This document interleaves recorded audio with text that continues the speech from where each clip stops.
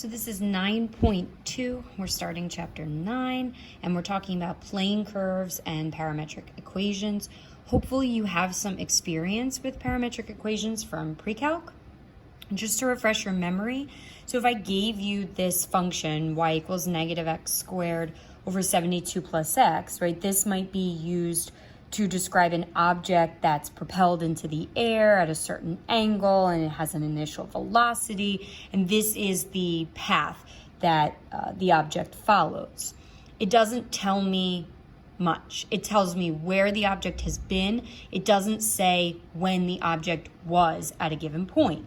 That's why we have parametric equations. It allows us to include that other variable.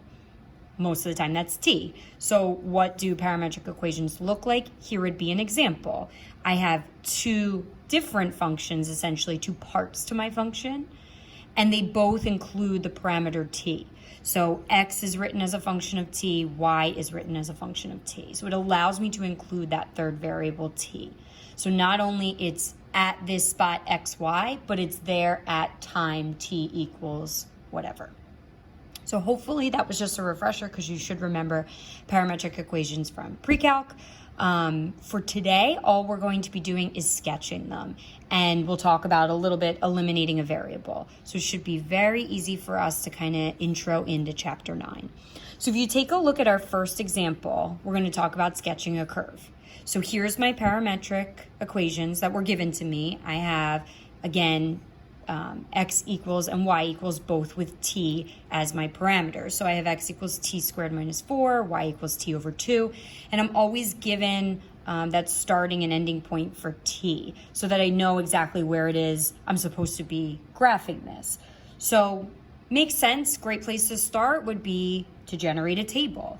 So I'll start, I have my t values, and that's going to generate a certain x and y value, which will then coordinate with a location on my graph.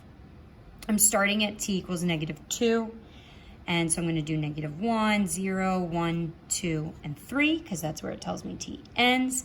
So I take my value for t, I plug it in for x, right? So if I take negative 2 and I square it, I get 4 minus 4, so I get 0. If I take my t value of negative 2 and I plug it in for y, I get negative 2 over 2, which gives me negative 1. So at time t equals negative 2, my object, whatever it is at the point 0, negative 1. So I can draw that point on my graph. So 0, negative 1 puts me right here. So that's where I am at the start of this parametric equation. Now I'm going to plug in negative 1, right? So I'm squaring negative 1, subtracting 4, I get negative 3. Plug in negative 1 into my y equation, I get negative 1/2. So at time t equals negative 1, I'm at negative 3, negative 1/2.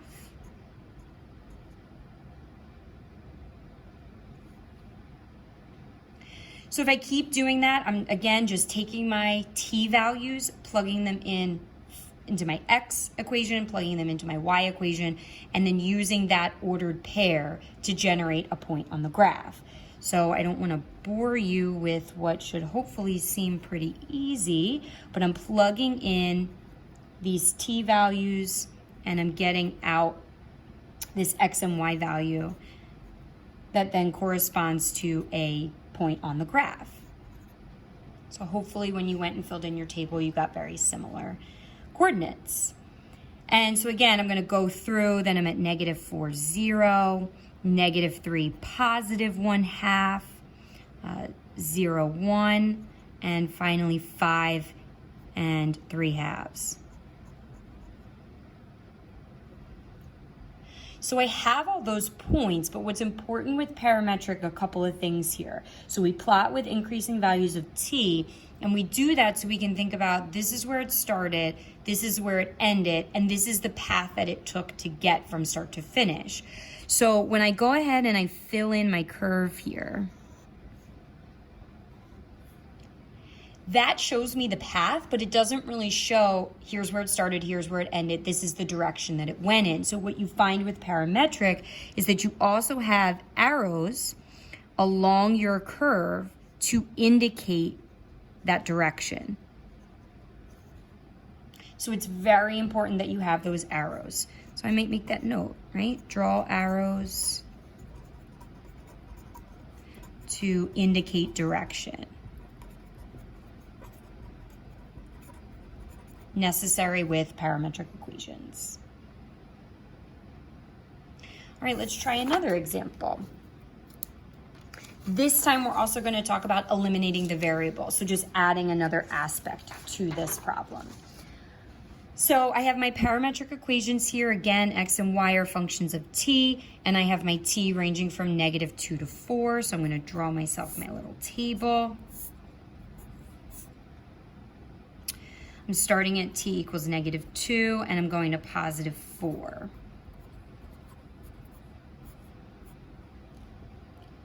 And again, I'm taking that t value of -2, I'm plugging it into my function here for x, plugging it into my function with y, generating those two values, which will then correspond to a point on my graph.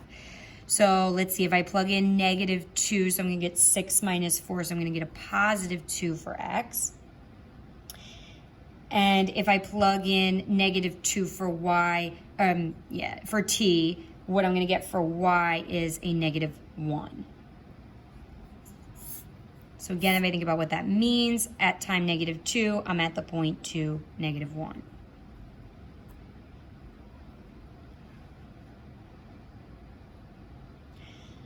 So again, I'm not going to bore you with this part because I think this should be pretty easy. So if I go through and just take those t values, plug them into my x and y function, I should generate some more points here.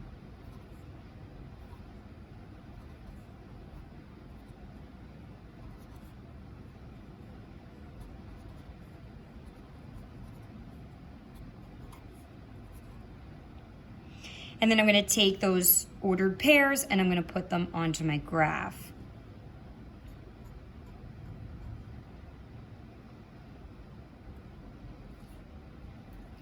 So 6, 0, 5, +1/2, 2, 1, -3, 1.5, and -10, +2. Again, it's that start and end point that are important. So we started here, curved around this way, and we're headed like this. So when I think about indicating that direction, putting my arrows, I mean, when it comes down to it, you really only need really one arrow, but I just think the more the merrier because it's a lot clearer. It's very quick. Take a quick glance. I know exactly how this curve is moving. So again, hopefully the graphing portion is pretty straightforward. You're taking your t values, plugging them into each of your two functions there for your parametric equation, finding an x and y value that works with that, and then plotting those points, just making sure to use your arrows to indicate direction. So the other thing we want to talk about is eliminating the variable. So if I want to eliminate t, so I want to sort of link this back, what would this look like if I just had x and y and I just had that function as opposed to including that third parameter t? So if I take my two equations here, and I'm going to take, because it's a little easier for me to solve for t in the second equation, so I'm going to take my y equation and I'm going to multiply both sides by 2, which tells me that t equals 2y. And I'm going to take that 2y and I'm going to plug it in for t in my other equation. Very substitution-esque, right? So now I have x equals 6 minus, well, instead of t squared, t is the same thing as 2y. So I'm squaring 2y. So x is 6 minus 4y squared. That has now eliminated my variable. I only have x and y in my function. There's no mention of t. But I also have to think about, before I had a start and stop point for my t. What are my start and stop point here, right? So I'm looking, and the way that I have this written, because it was the most convenient way, was to write x as a function of y. So I'm going to define boundaries for y. Well, what are my boundaries for y? Where did y start and where did y stop? Let me just take a look at my table. Y started at -1 and it ended at 2. So for this function, I have y going from -1 to 2. So I'm including that when I write my function.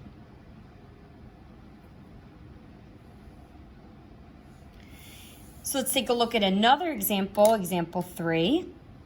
Getting some cosine and sine in there. We love me some trig, right? So again, I'm starting my table, t, x, and y. I'm going to start at pi and go to 2 pi, so I'm going to stick to my famous values. Pi over 2, pi, 3 pi over 2, and 2 pi. I'm going to plug those in, again, taking my value for t, plugging it in for my x function, getting that x value. Taking my value for t, plugging it into y, getting a y value. Now I'll have an x and y value that corresponds to a point on my graph. So cosine at 0 is 1 times 2 gives me 2. Sine at 0 is 0. Right? If I plug in pi over 2, cosine at pi over 2 is 0. Sine at pi over 2 is 1 times 2 is 2. Cosine at pi is -1, so times 2 is -2. Sine at pi is 0. Cosine at 3 pi over 2, right? I'm just thinking about all those points on my unit circle. So cosine at 3 pi over 2 is 0. Sine at 3 pi over 2 is -1 times 2, so -2. And 2 pi, I'm back in the same place I started. So cosine at 2 pi is 1 times 2 is 2. Sine at 2 pi is 0. Go to my graph. So 2, 0, 0, 2, -2, 0, 0, -2, and you get to watch me attempt to draw a circle. Should be fantastic, right? You know my artistic skills are so fabulous. So I get my circle in there, but what am I forgetting? I haven't yet indicated direction. So if you remember, we started here and we moved counterclockwise, makes sense. So I'm just going to draw in a couple arrows there to get a feel for the direction. That's me. I've sketched my parametric equations. I also want to think about eliminating a variable. That's going to look a little different this time. I don't really know how I don't really want to solve for t. That's really messy, right? So I got to think about this in a little bit of a different way because I'm dealing with trig functions. So how could I, in fact, eliminate a variable? Let me think about this.